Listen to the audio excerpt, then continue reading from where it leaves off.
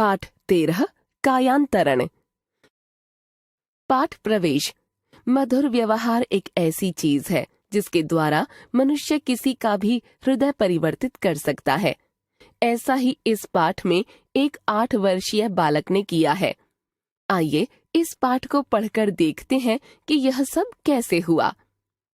आधी रात का सन्नाटा। नींद में बेसुध पापा के सिरहाने स्टूल पर बैठकर उनकी देखभाल करता हुआ 8 वर्षीय श्लेष। उसी समय बाहर बरामदे की तरफ से जोर से आवाज हुई। श्लेष ने उठकर किवाड़ खोल दिया। चारों ओर नजरें दौड़ाईं।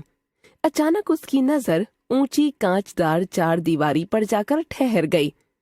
वहां से कोई मानवाकृति फलांग कर इस पार आना चाह रही थी। श्लेष ने निखरे हुए चांद की चांदनी में साफ साफ देख लिया। उस मानवाकृति के पैरों से रक्त चू रहा था। श्लेष ने दौड़कर अपने को उसके समीप पहुंचाया और धीरे से कहा, तुम वहीं रुको, मैं उतरने के लिए स्टूल लेकर आता हूँ। इतनी ऊंचाई से कूदने पर टांगे टूट सकती हैं। उसे लगा जरूर यह लड़का कोई चालाकी करना चाह रहा है, लेकिन जब तक वह आदमी कुछ निर्णय कर पाता, श्लेष दौड़कर एक स्टूल ला चुका था। वह आदमी तेजी से नीचे उतर गया और इसके पहले कि लड़के का मुंह दबाकर उसके हाथ पैर बांध देने की तत्क्षण सूझी अपनी युक्ति पर अमल करता, लड़के की बात सुनकर ठगा सा रह गया। लड़का अगले ही पल कह रहा था, तुम्हारे पैर जख्मी हो गए हैं, लेकिन तुम दर्द से रोना या कराहना नहीं तो मेरे पापा की नींद खुल जाएगी। बड़ी मुश्किल से कई दिनों बाद आज उन्हें नींद आई है। मैं तुम्हारे लिए मरहम पट्टी का सामान लेकर आता हूँ। कहकर श्लेष अंदर चला गया। वह आदमी अवाक था। अजीब लड़का है, इसे यह तो पता है कि मैं कौन हूँ। क्या इसे इतनी समझ नहीं कि रात में दीवार से फांद कर अंदर आने वाला कौन होता है। मरहम पट्टी का सामान लाकर श्लेष ने अपने अबोध हाथों से उसकी मरहम पट्टी कर दी। वह आदमी अब और भी हैरान था। विचित्र लड़का है यह, कहीं दिमाग से पैदल तो नहीं है। अब तक तो इसे चिल्लाकर पूरे मोहल्ले को जगा देना चाहिए था, लेकिन यह है कि मरहम पट्टी, दया, सहानुभूति। उसने पूछ लिया, तुम मेरे लिए यह सब कर रहे हो? तुम्हें मालूम है मैं कौन हूँ? श्लेष ने उसकी घबराई आंखों में गहरे तक झांका और निर्द्वंद्व भाव से कह दिया, हाँ मैं जानता हूँ तुम चोर हो, लेकिन मैं चिल्ला नहीं सकता। मेरे बीमार पापा को 8 रोज बाद नींद आई है। डॉक्टर अंकल ने कहा है कि इन्हें नींद लगे तो बीच में टूटने ना पाए। तुम चोर हो, मगर तुम्हारे पैर जख्मी हो गए हैं। पापा ने मुझे सिखाया है कि आदमी कोई भी हो, कैसा भी हो, अगर वह तकलीफ में है तो उसकी मदद करनी चाहिए। वह आदमी जो चोर था, उसके भीतर का बुरा और सख्त आदमी मानो जरा सा हिल गया। श्लेष की नेकी, उसका बचपना और उसके भोलेपन ने चोर के इरादे के समक्ष एक चुनौती खड़ी कर दी। उसने झिझकते हुए पूछा, तुम्हारे घर में क्या सिर्फ तुम्हारे पापा हैं? हाँ, सिर्फ पापा। श्लेष का स्वर बेचारगी से अत्यंत बोझिल था। और मम्मी? मम्मी को मैंने देखा नहीं। पापा कहते हैं कि वे बहुत पहले हमें छोड़कर ऐसी जगह चली गईं जहां से कोई वापस नहीं आता। पापा यह भी कहते हैं कि वे ऐसी जगह है कि एक दिन वे भी वहां चले जाएंगे और फिर बाद में मैं भी। चोर के भीतर हिलने डुलने की क्रिया में और भी तेजी आ गई तथा उसके चेहरे पर अनुराग की एक परछाई उभर आई। उसने स्वर में मिठास भरकर पूछा, तुम्हारा नाम क्या है? मेरा नाम श्लेष है, मगर तुम यह सब क्यों जानना चाहते हो?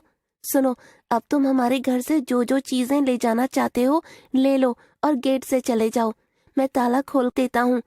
ऊपर से कूदना अच्छा नहीं, दीवार पर कांच के टुकड़े गड़े हुए हैं, तुम्हारे पैर फिर जख्मी हो सकते हैं। श्लेष ने आहिस्ता से समझाते हुए कहा। चोर को लगा जैसे किसी ने उस पर जादू कर दिया हो। उसने कहा, नहीं श्लेष, अब मैं तुम्हारे घर में चोरी नहीं करूंगा। एक अरसे से मैं चोरी कर रहा हूं, लेकिन ऐसी परिस्थिति कभी नहीं आई जब घर वाला जाग कर खुद कहे कि जो ले जाना है ले जाओ। यह तो फिर चोरी नहीं हुई। चोर अंकल, तुम विश्वास करो, मैं शोर नहीं मचाऊंगा। घर के सामानों से मेरे बीमार पापा की नींद कहीं ज्यादा महंगी है। ऐसे भी जहाँ मम्मी गई है वहाँ पापा को भी चले जाना है और मुझे भी। सामान तो यहीं रह जाएंगे। निश्चल बाल वृत्ति से चोर बुरी तरह से पराजित होता गया। दया से उसकी आंखें भीग आईं। श्लेष उसकी आंखों में आंसू देखते ही अंदर को दौड़ पड़ा। दूसरे ही क्षण वह लौटा तो उसके हाथों में एक कैप्सूल, 2-4 स्लाइस ब्रेड और एक गिलास पानी था। उसने कहा, शायद तुम्हारे जख्म का दर्द बढ़ गया है, तुम इसे खा लो। पापा के दर्द के लिए डॉक्टर अंकल ने दिया है। भूख लगी हो तो ये ब्रेड खा लो। और तो मेरे घर में कुछ है नहीं। दरअसल मुझे खाना बनाना नहीं आता ना। एक नौकर था, वह 10 रोज पहले घर का कुछ सामान लेकर दिन में ही भाग गया। तब से मैं ऐसे ही ब्रेड खा लिया करता हूँ। कभी डॉक्टर अंकल कुछ ला देते हैं तो कभी पड़ोस की आंटी रोटी वगैरह दे जाती हैं। 2 दिन से शायद वे भी कहीं चली गई हैं। श्लेष यों बता रहा था जैसे अपने किसी गुनाह की सफाई दे रहा हो। चोर को लगा कि जैसे उसके अंदर कोई अलाव जल उठा है, जिसमें उसकी सारी रद्दी, सारा कूड़ा जलकर राख होने लगा। समाज के एक बुरे और घृणित आदमी के साथ ऐसा साधु बर्ताव। उसकी आंखों में आंसू की धार और भी तेज हो गई। श्लेष समझ नहीं पा रहा था कि ऐसा क्यों हो रहा है। वह विचलित हो उठा और बहुत पसीज कर खुशामद भरे लहजे में मनाने की अदा से कहने लगा, चोर अंकल, अगर मुझसे कोई गलती हो गई हो तो माफी दे दो। मैं बच्चा हूँ ना, मुझे बड़े आदमी से सलूक करना नहीं आता। किस बात को कैसे कहना है मैं नहीं जानता, खासकर चोर से तो बिल्कुल नहीं। विश्वास करो, मैं अपने आंखों से पहली बार चोर देख रहा हूँ। चोर में अब खुद को और रोकने का सामर्थ्य नहीं थी। उसने श्लेष को अपनी गोद में उठाकर गले से लगाते हुए चूम लिया। भरे गले से कहा, भैया श्लेष, तुम्हें सलूक का जो ढंग आता है वह तो बड़े बड़े ऋषि मुनियों को भी नहीं आया होगा। अब मैं इस घर से नहीं जाऊंगा। तुम्हारे पापा जब जाग जाएंगे तो उनसे मैं एक विनती करूंगा। विस्मय करते हुए श्लेष ने पूछा, क्या? यही कि आपके घर से एक नौकर चोर बनकर भाग गया है और एक चोर आकर आपका नौकर बन जाना चाहता है। श्लेष फटी फटी आंखों से उस चोर को देखते हुए सोचने लगा कि पापा के जागने पर वह पूछेगा कि ऐसा क्यों हुआ।